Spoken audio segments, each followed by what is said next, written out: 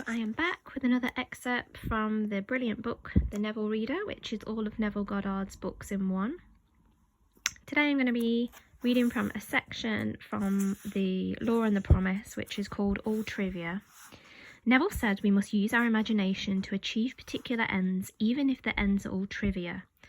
So he said that we basically don't need to think of something huge, we can use our imagination for small things as well.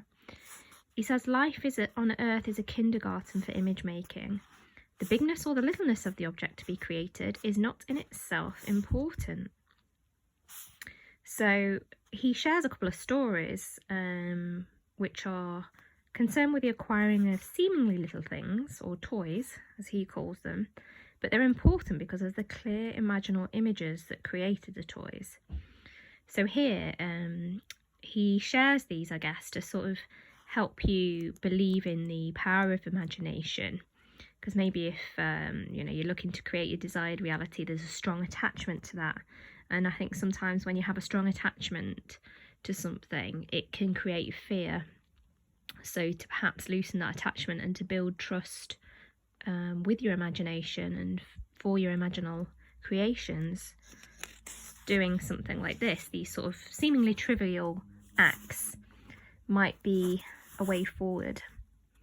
This lady says, as you know, through your teaching and through my practice of that teaching, I have completely changed myself and my life. 2 weeks ago, when you spoke of toys, so these trivial things, I realised I had never used my imagination to acquire things, and I decided it would be fun to try it. You told of a young woman who was giving a hat by merely wearing that hat in her imagination. Last thing on earth I needed was a hat, but I wanted to test my imagination for this getting of things. So I selected a hat pictured in a fashion magazine. I cut the picture out and I stuck it on the mirror of my dressing table. I studied the picture carefully. Then I shut my eyes and in my imagination I put that hat on my head and wore it as I walked out of the house. I did this just once. The following week I met some friends for luncheon, and one of them was wearing the hat. We all admired it. The very next day I received a parcel by special delivery messenger. The hat was in the parcel. The friend who had worn it the day before had sent the hat to me with a note saying she did not particularly care for the hat and didn't know why she had bought it in the first place, but for some reason she thought it would look well on me, and would I please accept it?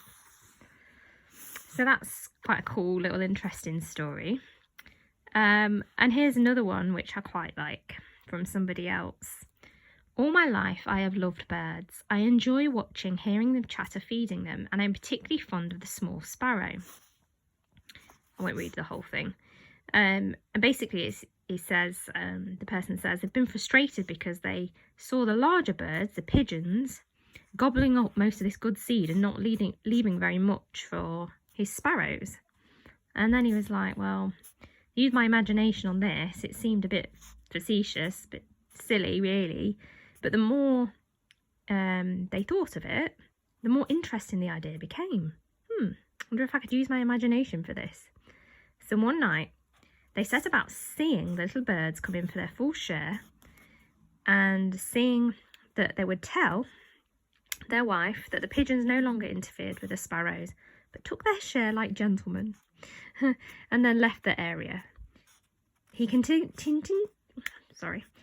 this imaginary action for almost 1 month. Then, one morning, he noticed that all the pigeons had disappeared. The sparrows had breakfast all to themselves for a few days, and for those few days, no larger bird entered that area. They did return eventually, but to this day, they have never again infringed on the area occupied by my sparrows. They stayed together, eating what I put out for them, leaving a full share of the area to my tiny friends. And do you know, I actually believe the sparrows understand, because they no longer seem to be afraid when I walk among them. It's quite cool, isn't it?